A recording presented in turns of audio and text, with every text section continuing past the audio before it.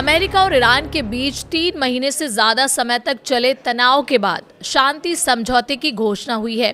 अगर ये समझौता सफलतापूर्वक लागू होता है तो इसका सबसे बड़ा फायदा भारत को मिल सकता है। विशेषज्ञों का मानना है कि इससे भारत की अर्थव्यवस्था को राहत मिलेगी, क्योंकि ऊर्जा यानी तेल और गैस की कीमतें कम हो सकती हैं, व्यापार आसान हो सकता है और पश्चिम एशिया के देशों के साथ भारत का निर्यात भी बढ़ सकता है। ये शांति समझौता 19 जून को जिनेवा में साइन किया जाना प्रस्तावित है। अमेरिका और ईरान अपने 107 दिन पुराने टकराव को खत्म करने पर सहमत हुए हैं। इस संघर्ष के दौरान वैश्विक ऊर्जा आपूर्ति प्रभावित हुई थी। कच्चे तेल की कीमतें $100 प्रति बैरल से ऊपर पहुंच गई थी और पूरे पश्चिम एशिया में बड़े क्षेत्रीय संकट की आशंका पैदा हो गई थी। अब सवाल है कि भारत को इससे क्या फायदा होगा। दरअसल भारत अपनी ऊर्जा जरूरतों के लिए काफी हद तक पश्चिम एशिया पर निर्भर है। आर्थिक शोध संस्था GTRI के अनुसार भारत अपने कुल कच्चे तेल यानी क्रूड ऑयल का लगभग 50%, LPG का करीब 70% और LNG यानी लिक्विड नेचुरल गैस का लगभग 90% हिस्सा इसी क्षेत्र से आयात करता है। GTRI के संस्थापक अजय श्रीवास्तव का कहना है कि समझौता भारत के लिए तुरंत आर्थिक राहत लेकर आ सकता है, क्योंकि संघर्ष के दौरान पश्चिम एशिया पर भारत की निर्भरता साफ दिखाई दी और आपूर्ति प्रभावित होने से देश को महंगे दामों पर ऊर्जा खरीदनी पड़ी।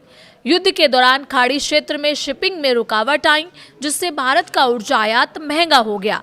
इसका असर महंगाई पर पड़ा, रुपये पर दबाव बढ़ा और भारतीय रिफाइनरी कंपनियों को दूसरे दूर दराज के देशों से तेल खरीदने के विकल्प तलाशने पड़े।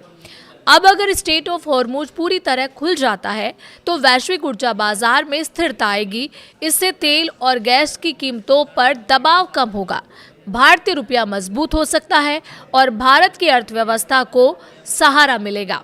भारत और खाड़ी देशों के बीच व्यापार की बात करें तो भारत वहां इंजीनियरिंग सामान, रिफाइंड पेट्रोलियम उत्पाद, खाद्य सामग्री, कृषि उत्पाद, अनाज, चावल, मांस, सी फूड, रत्न और आभूषण, रसायन, दवाइयाँ, कपड़े और मशीनरी का निर्यात करता है।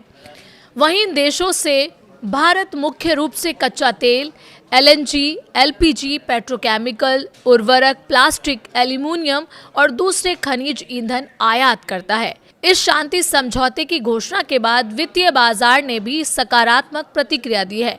तेल की कीमतों में गिरावट देखने को मिली, शेयर बाजार में तेजी आई और भारतीय रुपया भी मजबूत हुआ। स्ट्रेट ऑफ हॉर्मुज से तेल आपूर्ति बाधित होने की चिंता कम होने के बाद ब्रेंट क्रूड ऑयल की कीमतों में करीब 5% की गिरावट दर्ज की गई। कीमतें घटकर लगभग 83 से $84 प्रति बैरल के आसपास पहुंच गई हैं, जबकि इससे पहले ये लगभग $87 प्रति बैरल पर कारोबार कर रहा था।